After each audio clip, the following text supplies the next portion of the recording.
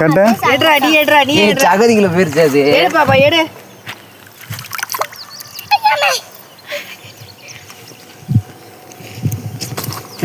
கிட்ட கட்ட இந்த பாருங்க பாய்ஸ், இந்த மீன் தான் நம்ம இப்போ பார்த்தது கொஞ்ச நேரத்துக்கு முன்னாடி கருவடா காஞ்சி இருந்த மீன்.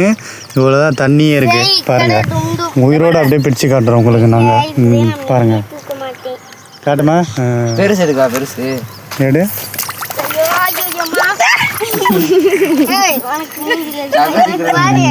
இங்க வா பாப்பா, இங்க வா. எவ்வளவு இருக்குதுப்பா, அது பாருடா நல்லா மீன்.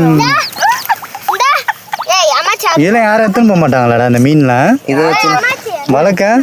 ஆமா வளர்க்கலாம் மாட்டாங்க. வளர்க்க மாட்டாங்க. அப்பா அவ்வளோ பெருசு இருக்குது.